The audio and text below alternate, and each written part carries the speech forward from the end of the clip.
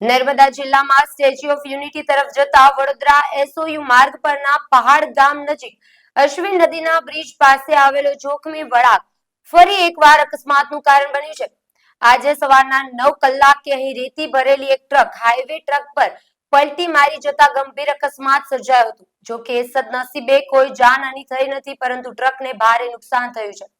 છેલ્લા એક અઠવાડિયામાં જ કોથળા ભરેલો ટેમ્પો અને ચણા ભરેલો ટ્રક પલટી ખાઈ ચૂક્યા છે, જે આ વળાંકની જોખમી સ્થિતિ દર્શાવે છે। અગાઉ સંકલનની બેઠકમાં અહીં રસ્તાની સાઈડમાં દિવાલ બનાવીને રસ્તો ઊંચો કરવાની મંજૂરી અપાઈ હતી અને 30 સપ્ટેમ્બર 2025 સુધીમાં કામગીરી પૂર્ણ કરવાની ખાતરી અપાઈ છે।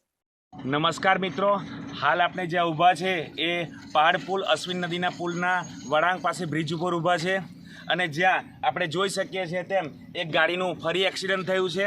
આ જગ્યા એક એવી જગ્યા છે જ્યાં અઠવાડિયામાં એકાદ બે ગાડીના એક્સિડન્ટ થાય છે। મહિનામાં લગભગ આ 5મું કે 6થું એક્સિડન્ટ છે।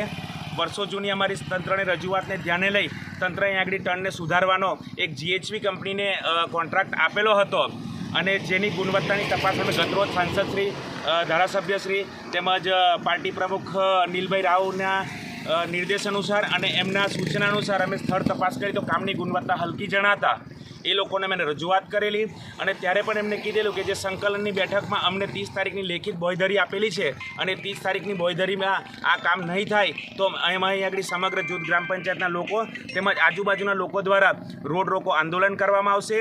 આ કંપનીને લોકોના જીવની કોઈ પડેલી નથી। આ કંપની લોકોના જીવ સાથે, લોકોની જાહેર મિલકત સાથે ખેલવાડ કરે છે અને કોઈપણ પ્રકારના કામમાં ધ્યાન આપતી નથી ને જે પણ કામ કરે છે ગુણવત્તા વગરનું કરે છે અને અહીંયા 30 તારીખની મર્યાદા આપેલી લેખિત બાંયધરી આપેલી હોવા છતાં અમારી વારંવાર લેખિત તેમજ મૌખિક રજૂઆત કરવા છતાં પણ આજ સુધી કોઈ પણ કામ કરવામાં આવેલ નથી।